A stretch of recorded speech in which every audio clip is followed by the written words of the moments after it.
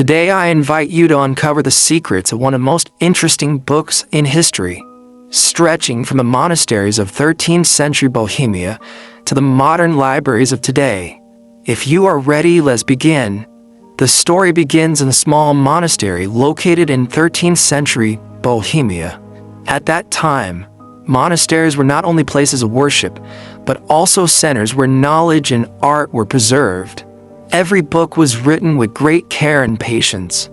A monk's entire life could pass by writing one or several books. Monastic life was disciplined and strict. The punishments for those who did not follow the rules were equally harsh. One of the most terrifying punishments was to imprison a monk alive inside a wall, condemning him to a slow and dreadful death. According to legend, a monk in the Podlases monastery committed an unforgivable crime. Some say he broke his monastic oath. Others say he started a great rebellion. Whatever the case, his punishment was certain and deadly. He was sentenced to the wall entombment punishment. Shortly before the walling began, the desperate monk asked the abbot for one last chance. He said, "I will write a book in a single night that will glorify God and be valuable for all humanity." This was a superhuman task. It was impossible. The abbot mockingly accepted his final request, and all the lights in the monastery were extinguished. The monk, under the light of a single candle, tried to fulfill this insane task alone. As the night progressed, the monk realized more and more how impossible it was. The pages were standing completely blank, and time was running out quickly. There were only hours left before the walling began, and the monk, in desperation, began praying not to God, but to the devil. According to legend, at that very moment, a figure emerged from the darkness. It was the devil himself. The monk offered to trade his soul to save his life. The devil accepted on one condition: he would finish the book in a single night, and on the last page he would draw a portrait of the devil himself.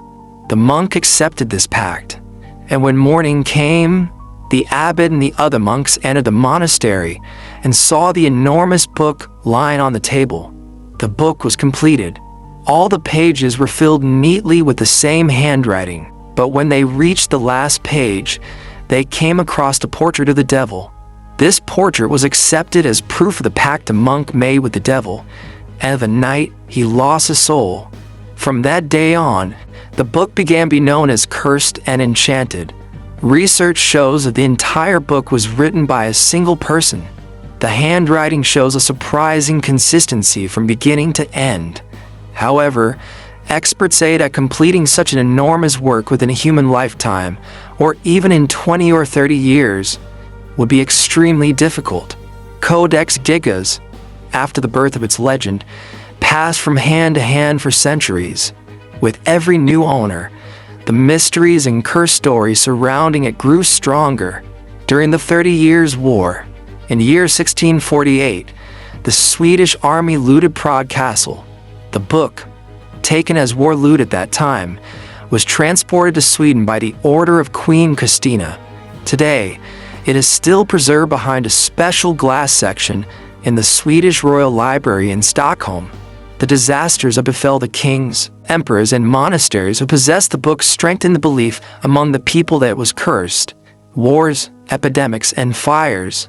Even in the year 1697, when a great fire broke out in the library, the book had to be thrown out of a window to save it, and its covers were damaged. Even this event increased the mystery surrounding the book. So, are these curses truly coincidences? It is impossible to answer this question. However, the book managed to survive through one of the stormiest periods in history and reached today. There are still some unresolved mysteries in the book. For example, it is noted that some pages, especially the ones fall in the section where the devil's portrait appears, look faded and seem erased. It is unknown what these pages contained and why they were erased. So, do you think this book was really completed by a monk selling his soul? Or was it a legend told by monasteries for centuries to preserve their own mysteries? Most importantly, was that devil portrait a confession of sin? Share your thoughts about this mystery in the comments. And to see more videos more often, like and subscribe to our channel.